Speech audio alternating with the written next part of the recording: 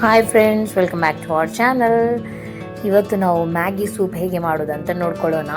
ಈ ರೀತಿಯಾದ ಬಿಸಿ ಬಿಸಿಯಾದ ಕ್ವಿಕ್ಕಾಗಿ ಮಾಡುವಂಥ ಮ್ಯಾಗಿ ಸೂಪ್ ಹೇಗೆ ಮಾಡೋದು ಅಂತ ನಿಮಗೆ ಹೇಳಿಕೊಡ್ತೇನೆ. ಮೊದಲಿಗೆ ನಾವು ಇದಕ್ಕೊಂದು ಪಾತ್ರೆ ತಗೊಳ್ಬೇಕು. ಆಮೇಲೆ ಅದಕ್ಕೆ ಸ್ವಲ್ಪ ಎಣ್ಣೆ ಹಾಕ್ಕೊಳ್ಬೇಕು. Any oil is fine. ಆಮೇಲೆ ವೆಜಿಟೇಬಲ್ಸ್ ನಾನು ಟೈಮ್ ಇರಲಿಲ್ಲ, ಅದಕ್ಕೋಸ್ಕರ ಎಲ್ಲ ಒಟ್ಟಿಗೆ ಹಾಕ್ತಾ ಇದ್ದೇನೆ. ಚಾಪ್ ಮಾಡಿಬಿಟ್ಟು ಸಣ್ಣದಾಗಿ ಚಾಪ್ ಮಾಡಿದಂಥ ಕ್ಯಾರೆಟ್, ಆನಿಯನ್, ಕ್ಯಾಪ್ಸಿಕಮ್, ಬೆಳ್ಳುಳ್ಳಿ ಎಲ್ಲ ಹಾಕಿ ಚೆನ್ನಾಗಿ ಅದನ್ನು ಫ್ರೈ ಮಾಡ್ಕೊಳ್ಬೇಕು. ಅದು ಫ್ರೈ ಆದಮೇಲೆ ಅದು ಸ್ಮೂತ್ ಆದಾಗ ಅದಕ್ಕೆ ಸ್ವಲ್ಪ ಸಾಲ್ಟ್ ಹಾಕಬೇಕು. ಇನ್ನೂ ಸ್ವಲ್ಪ ಬೇಯಲಿಕ್ಕೆ ಬಿಡಬೇಕು ಅದನ್ನು. ಅದಂತರ ಅದಕ್ಕೆ ಒಂದು 2 ಗ್ಲಾಸ್ ನೀರು ಹಾಕಬೇಕು. ನೀರು ಹಾಕಿ ಅದನ್ನು ಕುದಿಲಿಕ್ಕೆ ಬಿಡಬೇಕು.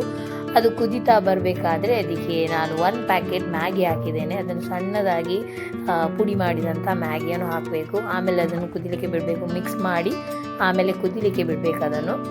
ನಿಮಗೆ ಬೇಕಂತಿದ್ರೆ ಇನ್ನೊಂದು ಪ್ಯಾಕೆಟ್ ಕೂಡ ಮ್ಯಾಗಿ ಹಾಕೋಬೋದು. ನಂತರ ಲಿಡ್ ಕ್ಲೋಸ್ ಮಾಡಬೇಕು. ಇದನ್ನು ಬೇಯಲಿಕ್ಕೆ ಬಿಡಬೇಕು. ಮ್ಯಾಗಿ ಹಾಗೆ ಜೊತೆಗೆ ವೆಜಿಟೇಬಲ್ಸ್ ಎಲ್ಲ ಬೇಯಬೇಕು. ನಂತರ ಮ್ಯಾಗಿ ಮಸಾಲ ಪ್ಯಾಕೆಟಲ್ಲಿ ಇದ್ದನ್ನು ಹಾಕಬೇಕು. ನಂತರ ಡಾರ್ಕ್ ಸೋಯಾ ಸಾಸ್ ಸ್ವಲ್ಪ ಹಾಕಬೇಕು, ಜಾಸ್ತಿ ಹಾಕ್ಲಿಕ್ಕೆ ಹೋಗಬೇಡಿ. ಆಮೇಲೆ ರೆಡ್ ಚಿಲ್ಲಿ ಸಾಸ್, ಇದು ಆಪ್ಷನಲ್, ನಿಮಗೆ ಬೇಕಂತಿದ್ರೆ ಹಾಕ್ಬೋದು, ಇಲ್ಲದಿದ್ದರೆ ಬೇರೆ ಸಾಸ್ ಕೂಡ ಹಾಕ್ಬೋದು, ಟೊಮೆಟೊ ಸಾಸ್ ಕೂಡ ಹಾಕ್ಬೋದು. ನಂತರ ಚೆನ್ನಾಗಿ ಇದನ್ನು ಮಿಕ್ಸ್ ಮಾಡಿಬಿಟ್ಟು, ನನಗೆ ಸಾಲ್ಟ್ ಸ್ವಲ್ಪ ಕಡಿಮೆ ಅಂತ ಅನಿಸ್ತು, ಮತ್ತು ಸಾಲ್ಟ್ ಹಾಕಿದೆ. ನಂತರ ಇದು ಆಪ್ಷನಲ್, ವೆಜ್ ಬೇಕಾದವರಿಗೆ ಎಗ್ಗನ್ನು ಸ್ಕಿಪ್ ಮಾಡ್ಬೋದು. ಎಗ್ ಬೀಟ್ ಮಾಡಿ ನಾನಿಲ್ಲಿ ಹಾಕಿದೆ. ಇಮಿಡಿಯೇಟ್ ಆಗಿ ಹಾಕಿದ ಕೂಡಲೇ ಅದನ್ನು ನಾವು ಮಿಕ್ಸ್ ಮಾಡಬೇಕು, ಇಲ್ಲಾಂದರೆ ಒಂದೇ ಕಡೆ ಅದು ಇರ್ತದೆ ಎಗ್.